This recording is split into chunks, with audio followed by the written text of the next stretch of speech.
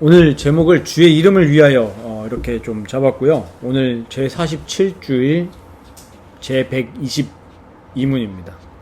그래서 이제 52주일로 이제 마치게 되니까 이제 몇 주 안 남았죠. 그래서 이제 하이델베르크 교리 문답이 마친 후에 지금 굉장히 좀 고민 중입니다. 함께 좀 기도해 주시면 좋겠는데, 오후 예배는 계속 우리 교회가 계속 있는 그 날까지는 우리가 믿는 바가 뭐냐, 그게 교리거든요. 근데 우리가 믿는 바에 대해서 올바르게 모른다면 우리 삶도 헤맬 뿐만 아니라 앞으로 말세 때 거짓 선지자들이 많아질 거라고 분명히 예수님 말씀하셨기 때문에 미혹을 당해요. 그래서 계속 교리 교육을 할 거고요. 교리 교육을 딱딱하게 하는 게 아니라 결국은 내가 뭘 믿느냐는 거기 때문에, 우리 히브리서 나눌 때 말씀드렸지만 믿음, 이 faith는 곧 뭐예요? 액션이에요. 그러니까 결국 우리 삶의 행동이 내가 믿는 거에서 나오는 거기 때문에 내가 믿는 거에 대한 정리는 너무나 중요한 거고요. 그래서 좀 고민입니다. 웨스트민스터 신앙 고백서를 가지고 할지, 소요리 문답을 할지, 아니면 제가 뭐 한 10주 동안 플랜을 짜서 그걸로 한다든지 고민 중입니다. 어쨌든 우리가 개혁주의 신앙 고백서들은 다 나눌 내용이고, 이거를 그냥 지식적으로 우리가 받아들이는 것에서 끝나는 거 아니라 꼭 우리 삶의 실천적인 행동으로 나아갈 수 있는 그런 방향이라는 것을 염두에 두시고 함께 나누면 좋겠습니다. 오늘 이제 기도에 대해서, 이제 주기도문에 대해서 나누는데, 좀 서론으로 나눌 부분은 우리가 오전에도 나눴지만 신앙생활 자체를 오해하면 우리 삶의 모든 부분이 삐뚤게 나가거든요. 그러니까 복음에 대해서 오해하니까, 아까 말씀드렸던 것처럼 그냥 구원을 칭의로만 생각하니까 그 다음에 우리 삶에서 하나님 사랑, 이웃 사랑으로 나가는 부분들이 한국교회에 너무나 조금 부실한 게 사실입니다. 부실 공사가 나면 반드시 사고가 일어나잖아요. 그러니까 신자의 삶도 이 믿음과 그 다음에 우리 삶에서 실제 행동이 같이 가야 되는 거예요. 야고보서도 얘기하는 게 그거잖아요. 행함 없는 믿음은 뭐라 그랬죠? 죽은 거다. 그러니까 이거를 우리가 교회에서 잘 가르치고 또 그 방향으로 교제를 해야 되는 거예요. 그렇지만 그걸 행하지 못하는 사람들 보고 정죄해라 했습니까? 아니죠. 긍휼히 여겨주면서 기도해주고 권면하라고 그랬죠. 그게 이제 우리가 나아가야 될 방향이죠. 그러니까 이제 기도에 대해서도 오해되어 있는 거예요, 당연히. 그러니까 어떤 일이 일어납니까? 틀린 것은 아니지만 자꾸 나의 유익만 구하는 기도를 해요. 그리고 교회에서 기도를 배운 적이 별로 없어요. 근데 너무나 아이러니하게도 예수님은 우리에게 기도를 가르쳐 주셨잖아요. 지금 오늘 주기도문 그거잖아요. 주기도. 예수님이 가르쳐 주신 기도입니다. 어저께도 우연히 이제 저희 아이들 데리고 보여줄 게 있어서 박물관을 하나 갔다가 우연히 한 청년을 만난 거예요. 이거 있는데 때마침 그 쇼가 열려가지고 막 마술사분이 막 비둘기 보여주고 막 마술하고 있는데 갑자기 뒤에서 누가 저를 쳐가지고 누구지 했는데 깜짝 놀란 거예요. 목사님 어떻게 오셨냐고. 이거 애들 데리고 왔다 하면서 이제 얘기를 하다가, 지금 이제 친구가 교회를 안 다니는데 무슨 얘기를 서로 공감되게 나눴냐 하면 교회에서 하는 기도랑 타 종교에서 하는 기도랑 다를 바가 없게 느껴진다는 거예요. 맞다. 나도 그렇게 느낀다. 불교 가보세요. 무슨 기도하죠? 소원 성취. 기독교도 한국의 교회들은 특별한 기도회가 있죠. 11월 달에 수능 기도회. 그러니까 저는 아직도 이해가 안, 옛날부터 부교육자로 있으면서도 담임 목사님이 주부에 광고 내라 하는데 저는 약간 광고 내면서 이게 뭐 하는 건가? 그러면 뭘 두고 기도하자는 거지? 이런 생각이 막 드는 거예요. 타종교의 기도와 구분이 안 돼요. 지금 우리 기독교의 기도. 그 말인즉슨 이 주 기도에 대해서 올바르게 모른다는 거예요. 그래서 성경에 가르친 대로 우리가 올바르게 받아들이고 그렇게 살아간다면 우리 삶은 지금하고 정말 다를 겁니다. 네, 정말. 저는 지금도 정말 다른 게 많거든요. 예전에는 보면 보세요. 막 이번 주에도 막 어머니하고 통화를 하다가 그러니까 예전에 이제 어떤 목사님들이 그런 세컨드 잡에 대해서 오해하는 게 많았단 말이에요. 그러니까 목사님들이 당장에 지금 먹을 게 없어도 기도만 하면 된다. 개척 딱 해가지고. 그러니까 누가 이제 고생을 합니까? 가족들이 고생을 하는 거죠. 오해한 거죠. 사실 이중직이 아니죠. 이중직이 아니죠. 겸직이지. 진짜 잡은 목자잖아요. 궁극적으로. 겸직이지. 오늘 성경에 예시들이 다 나와 있잖아요. 근데 꼭 하면은 요즘에 한국에서도 그런 논란 붙는 것 자체가 이상한 거죠. 왜 그게 논란이 봅니까? 목사가 세컨드 잡이 있는 게. 논란이 될 여지가 없거든요. 물론 교회가 그럴 만한 환경이 되는데도 막 한다고 하면 조금 뭐 생각해 볼 얘기가 있겠지만 지금 자기가 해야 될 상황이라면 해야죠. 바울도 그랬으니까. 근데 그거에 대해서 뭐 어떻게 성직자가 뭐 이중직을 하느니 이런 논란 자체가 성경에 대한 오해입니다. 분명히 성경은 우리를 보고 뭐라 합니까? 먹든지 마시든지 다 주의 영광을 위해서 하라. 그렇게 되면 되는 거예요. 그러니까 이 신앙에 대해서 전반적으로 오해가 돼 있으니까 기도도 오해되는 모습으로 할 수밖에 없는 거예요. 그래서 우리가 오늘 122문 딱 하나거든요. 첫째 간구는 무엇입니까? 뭘 두고 기도해야 되냐? 그러니까 이게 첫 번째예요. 순서가 중요합니다. 이름이 거룩히 여김을 받으시옵소서. 요게 이제 우리가 첫 번째 해야 될 기도의 내용이라는 겁니다. 한번 잘 묵상해 보시기 바랍니다. 집에 돌아가셔서도 내가 어떤 기도를 해야 될 것이냐. 진짜 잘 생각해 봐야 되는데, 두 가지로 좀 일단 첫 번째 정리해 드리면, 기도는 문제 해결에 초점이 맞춰져 있는 게 아닙니다. 주님이 가르쳐 주신 기도를 근거로 했을 때 첫 번째 기도가 뭐예요? 내 문제 해결해 주옵소서가 아니라 이름이 거룩히 여김을 받으시옵소서. 그러니까 기도의 초점은 뭐예요? 내 문제 해결이 아니라 하나님을 위한 것에 초점이 있는 겁니다. 기도 첫 번째는. 하나님을 위한 거예요. 그러니까 우리는 뭐죠? 우리의 유익을 위해서 기도하는 게 아니라 하나님의 영광을 드러내기 위해서 기도해야 된다는 거예요. 우리의 기도 제목이 그렇게 돼야 돼요. 그래서 사실은 종교개혁자들이 뭘 제일 혐오했냐니까 뭘 혐오했을까요? 기도문을 굉장히 혐오했습니다. 기도는 그런 게 아니라는 거예요. 특히 존 오웬 우리 그 신학자는 기도문에 대해서 굉장히 그 카톨릭의 잔해라고 얘기를 합니다. 지금 한국 교 보십시오. 기도문이 얼마나 많습니까? 물론 그거를 다 매도할 수는 없겠지만 그만큼 성도들에게 기도가 뭔지를 가르쳐주지 않는다는 반증이에요. 오늘 이런 시간이 필요한 거죠. 저도 굉장히 반성이 되고 교훈이 되거든요.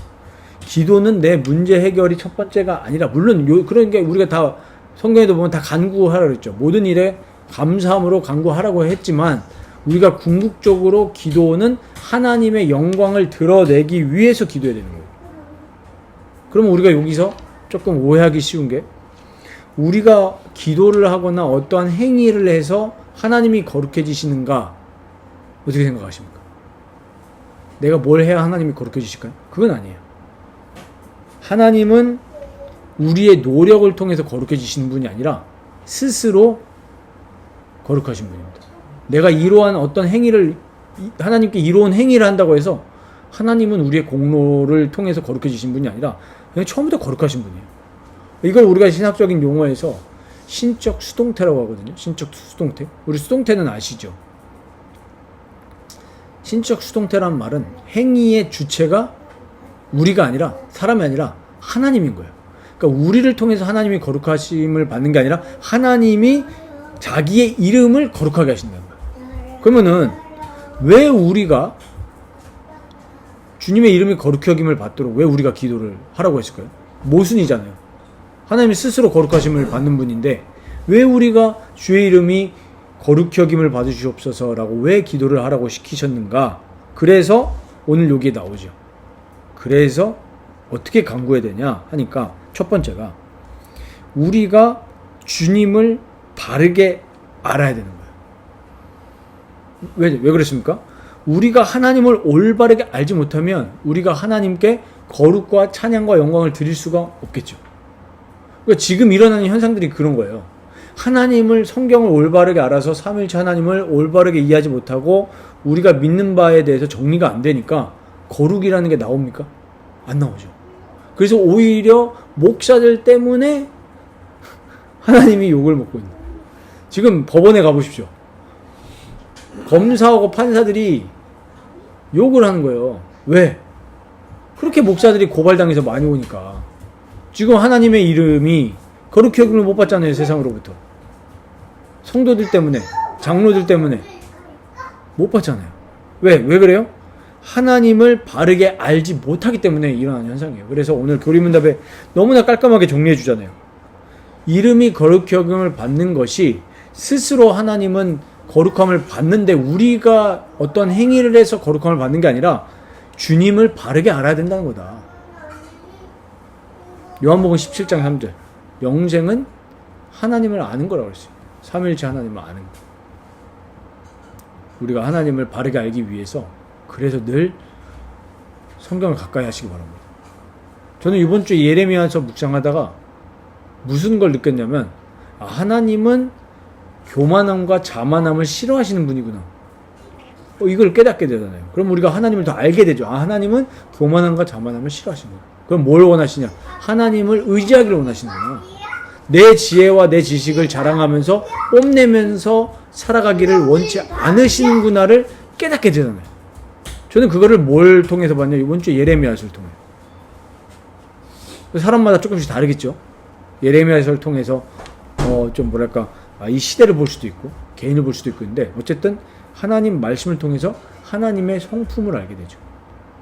그래야 하나님의 이름이 거룩함을 받을 수 있습니다. 이 땅에서. 두 번째로는 뭐가 나와 있죠? 이 주님이 하시는 모든 일에서 우리가 주님을 거룩하게 여기고 영화롭게 하며 찬양하게 하시며 그랬어요. 그러니까 한번 곰곰이 생각해 보세요. 하나님이 하시는 모든 일이에요. 우리의 삶 자체가 하나님이 다 하시는 건데 우리가 그 삶 속에서 주님을 거룩하게 여기고 영화롭게 하고 찬양 받으시도록. 그럼 보세요. 거룩하신 분이니까 하나님이 하시는 일도 거룩하신다는 게 말이 되는 거죠. 그럼 조금 쉽게 설명해 볼게요. 하나님이 우리에게 행하시는 모든 일을 우리는 인정하잖아요. 우리가 병이 들려도, 우리가 회사에서 잘려도, 또 지난주에도 이제 저희가 이사를 가야 되니까 여러 가지 준비해야 될 게 생기잖아요. 근데 제가 아침에 열이 받았어요. 왜 그러냐니까 아니 그 대출을 이렇게 도와주신 분이 미리 말했어야 되는데 미리 뭐 요구들 미리 얘기해줘야 되는. 그 전날 밤에 10시에 연락 와가지고 뭐 홈페이지 들어가서 뭐 하라는데 저희 집에 윈도우 컴퓨터가 없어서 그러니까 안 되는 거예요. 그거 열받잖아. 저의 육신의 성품은 열받잖아. 가지고 괜히 막 아내한테 투덜거리고 뭐 아내가 죄가 있습니까? 그렇죠. 그분이 늦게 연락 가면 아침에 가가지고 빨리 PC방 가가지고 뭐 하는데 열받다가 이제 좀 풀렸죠. 근데 생각해보면 이 모든 일들을 다 하나님이 하시는 거잖아요. 근데 따지고 지나가서 보니까 그랬어야 되는 거예요. 왜? 여러 가지 서류들을 준비했어야 되는 상황이 또 생겼더라고요. 그러면 우리가 하나님이 나에게 행하시는 모든 일이 거룩하다는 얘기는 세상이 하는 방법과 하나님이 우리에게 행하시는 일이 구별되어 있다는 얘기예요. 그러니까 로마서 8장에 뭐라고 하죠? 모든 일이 합력하여 선을 이룬다고 그랬죠. 하나님의 사람들에게. 그러면은 우리가 이걸 어떻게 해야 돼요? 주님이 하시는 모든 일 속에 우리 생각으로 하나님의 일을 재단하면 안 되는 거예요. 근데 우리는 그걸 거부하고 어떻게 생각합니까? 하나님 왜 이딴 식으로 나한테 이렇게 하시면 곤란해요. 이렇게 얘기하잖아요. 그러니까 하나님을 찬양해요, 안 해요? 안 하고 욕하죠. 대표적인 예가 누가 있습니까? 욥의 아내. 하나님을 욕하고 뒤져라. 하나님이 하시는 모든 일은 거룩하십니다. 우리 인정을 해야 돼요. 그러려면 첫 번째 선행돼야 되는 게 하나님을 바르게 알아야 돼요. 하나님을 바르게 알지 못하니 늘 원망하거나 아니면 또 반대로 뭐예요? 교만해. 그래서 우리가 이 부분을 기도해야 된다는 얘기예요. 하나님, 내가 어떤 일 속에서도 하나님의 이름이 거룩히 여김을 받기를 원합니다. 그러려면 우리가 하나님을 바르게 알고 하나님이 하시는 모든 일들을 거룩하게 여기고 찬양해야 돼요. 그래서 주님의 권능과 지혜와 선하심, 의와 자비와 진리가 밝히 드러나게 없어서. 또 계시랑도 연결되죠. 우리 삶 속에서 하나님의 모든 것들이 드러날 수 있도록 기도해야 된다는 거예요. 내 소원을 얘기하는 게 아니라 하나님, 예를 들면 저희가 내일 출근을 할 거 아닙니까? 출근할 때 하나님 내 일 잘 풀리게 하옵소서. 대부분 우리가 이런 기도를 해요. 일이 안 풀리면 조금 성격이 좋은 분들은 나에게 책임이 좀 있지 않을까? 어저께 성경을 안 읽었어. 아니면 이제 잘 풀리는 분들은 이제 또 뭐라고 합니까? 내가 조금 어저께 좀 잘 했어 해가지고 좀 일이 잘 풀리는구나, 이렇게 해석한단 말이야. 그렇게 따지면 바울은 뭡니까? 복음 전하면서 수많은 고초와 환난과 핍박을 건졌는데, 근데 바울은 뭐라고 고백합니까? 내가 뭐 사나 죽으나 우린 다 주님의 것이다. 우리의 신앙이 이렇게 되길 바랍니다. 어려움이 와도 주님께 영광, 기쁨이 와도 주님께 영광, 잘했을 때 내가 좀 했어 이게 아니라 주님께 영광.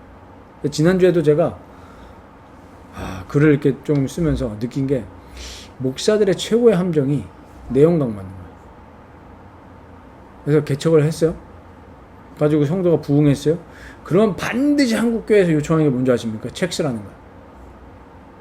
개척, 성공, 스토리. 그래서 이제 거기에 또 누가 참여합니까? 나도 저렇게 성공하고 싶은 목사들이 참여합니다. 그래서 제가 봤을 때는 그런 한국에서 특히 약점이 뭐냐면 강의파리. 여러분, 우린 그러면 안 됩니다. 정말로 하나님의 영광과 하나님의 놀라우심을 드러내는 말은 할 수 있죠, 우리가. 예를 들면 제가 개척을 했는데, 와, 진짜 맨 땅에 헤딩했는데 하나님이 이렇게 복 주셨다. 간증할 수 있죠. 그럼 거기서 내 건 없애야 되는 거예요. 하나님의 영광을 받아야죠. 궁극적으로는 그런 얘기를 잘 안 하는 게 좋죠. 그냥 보면은 사람들이 느낄 거 아니야. 하나님이 하셨구나. 근데 이제 목사지 착각해가지고 내가 설교를 잘해서, 내가 카리스마가 있어서, 나에게 뛰어난 전략이 있어서, 그래가지고 사람들 끌어모읍니다. 타락이에요. 그건 거룩이 아닙니다. 우리의 삶에서 다 그래야 된다는 얘기예요. 우리가 회사 생활 속에서도 나를 드러내는 게 아니라 겸손하게 하나님의 살아계심을 나타낼 수 있는. 그리고 나한테 공을 돌리는 게 아니라 누구한테 공을 돌려야 돼요? 내 주변 사람들에게. 그렇게 하셔야 됩니다. 그러면요, 하나님이 정말 기뻐하십니다. 그리고 세 번째로는 우리의 모든 삶과 생각, 말과 행동을 잘 정리하고 방향을 잡아 우리로 인하여 주님의 이름을 결코 더럽혀지지 않고 오히려 영예롭게 되고 찬양받게 되기를 원합니다.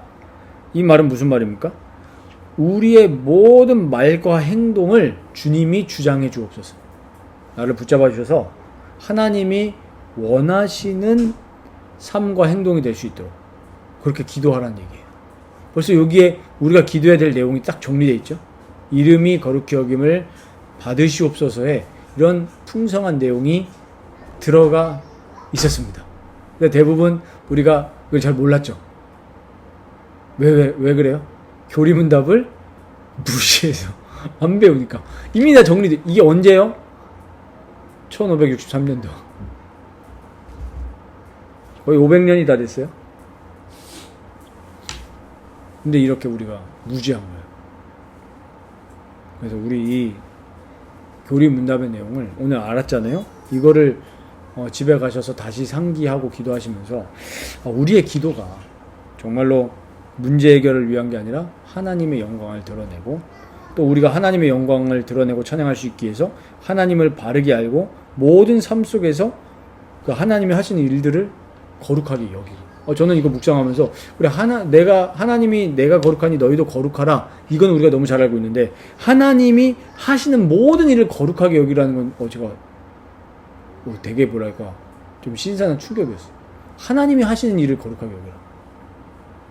되게 우리가 하나님이 하시는 모든 일이잖아요.